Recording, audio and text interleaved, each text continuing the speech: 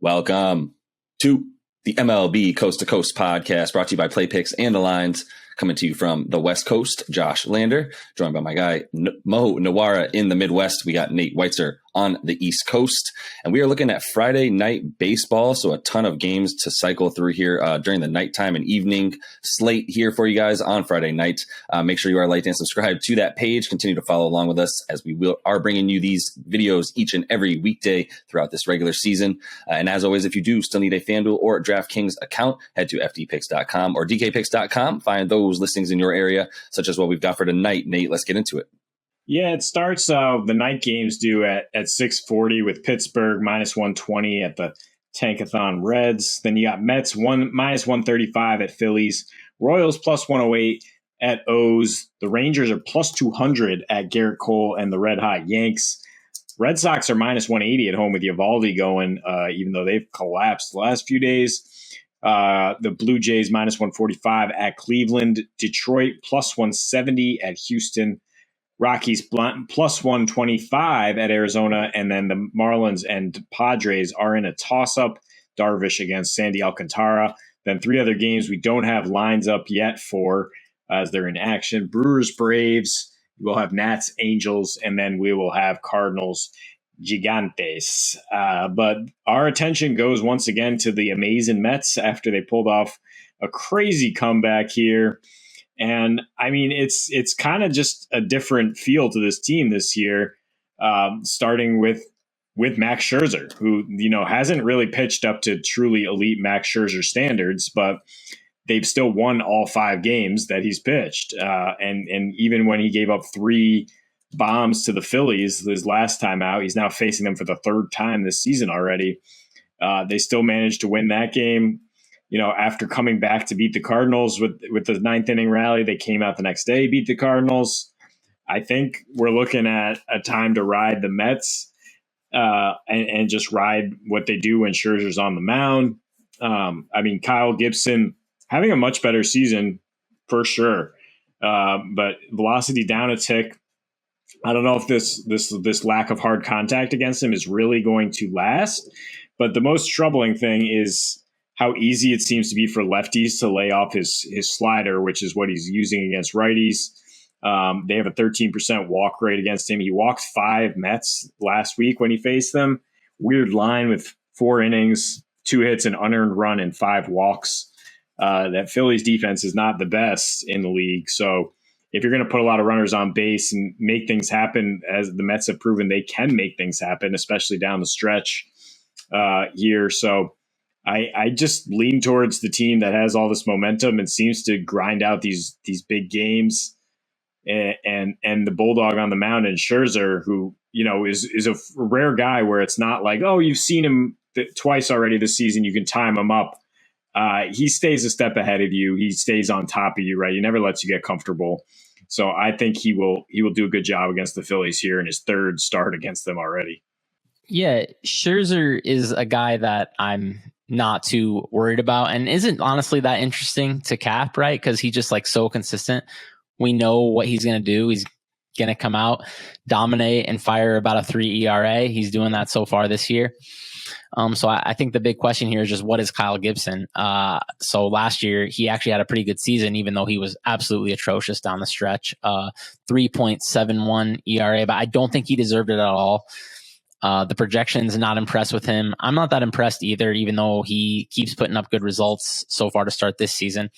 But it's like you said, it's really interesting to follow him because he allows all these balls in play and 60% grounders, which, if you have a lot of grounders, especially in front of a bad defense, you're usually going to have a high BABIP.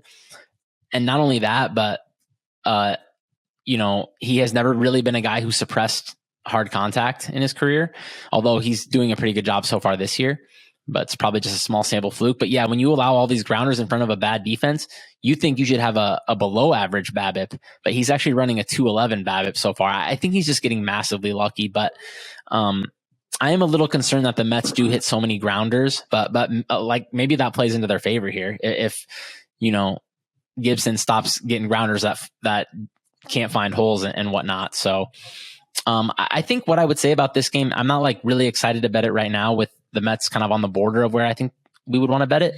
But I think the market's going to come in on Gibson. It's came in on Gibson like every time that he's pitched. So I think you're going to be able to get a good price tomorrow, like maybe closer to minus 120.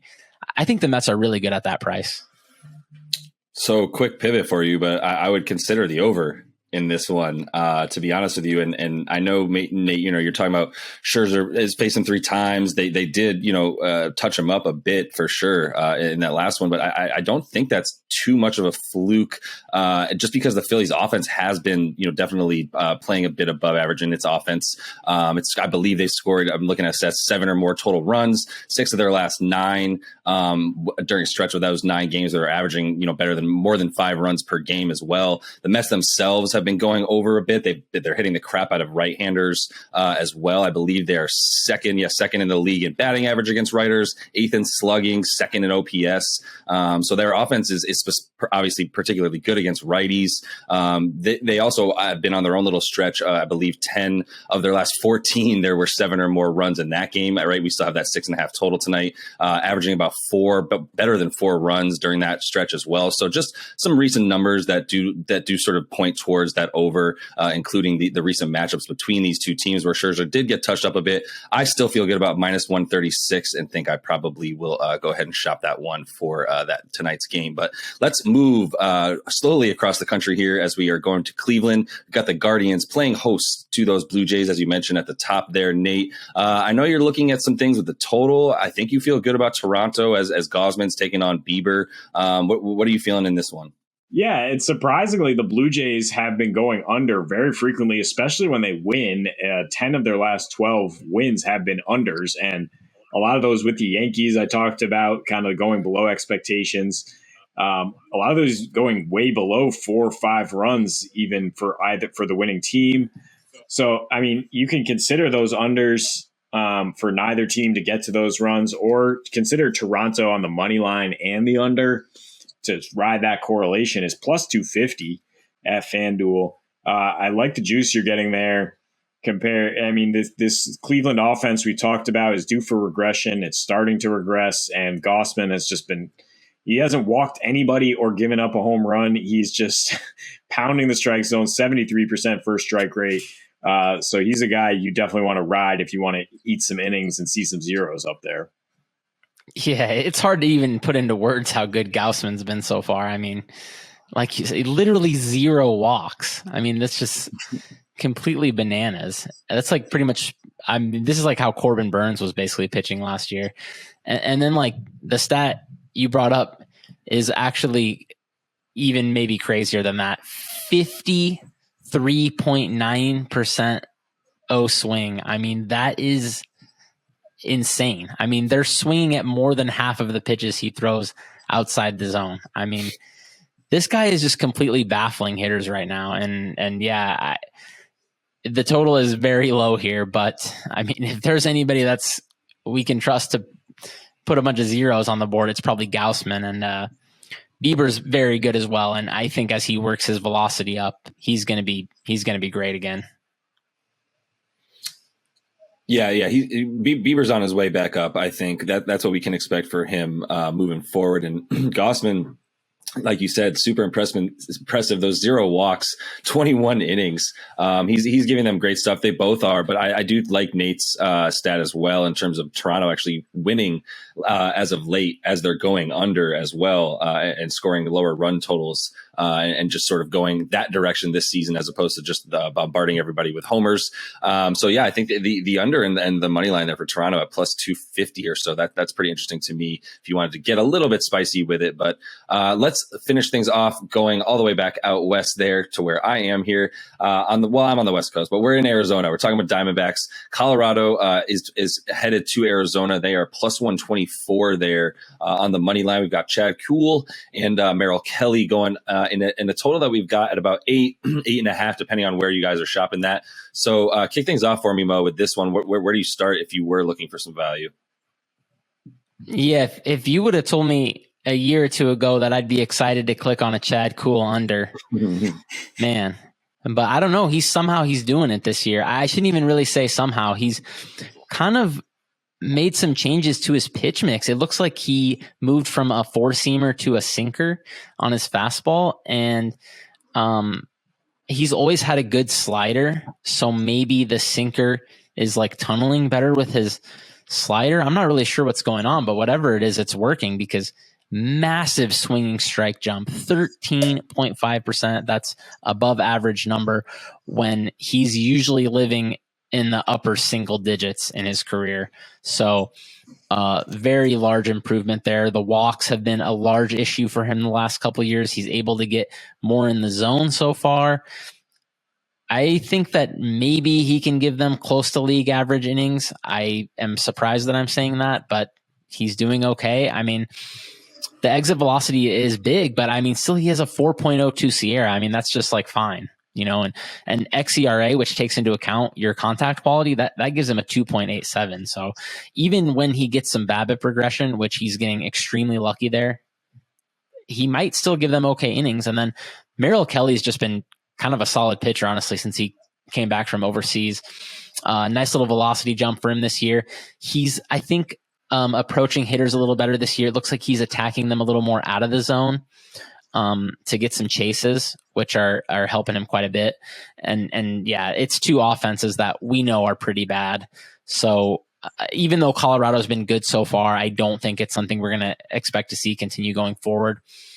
So I just think with like a pretty high number here in an okay pitcher's park. I mean, 8.5 nowadays, that's a huge total, right? So I'm looking at this under even 8. I think if you can get like a nice, plus 100 or something like that, it's pretty good. Yeah, if it scares you that the Diamondbacks have gone over in 6 of their last 7, the one where they did go under was the Merrill Kelly start. So against the Cardinals, and it's crazy that they've won 7 of their last 9 against good competition, tanking the right way, I guess you could say. But yeah, looking at Cool, I mean, these numbers all over the place. You'd think it's a fluke at first glance, but he is getting a high swinging strike rate, and like you said, yeah, he's throwing his fastball way less. The slider is up to 40% of his pitches after 14% last year. And then the contact rate outside the zone has dropped 14%.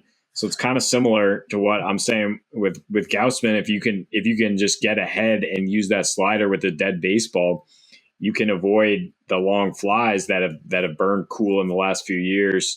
And he's just leaning into that approach, it seems, to eat some innings.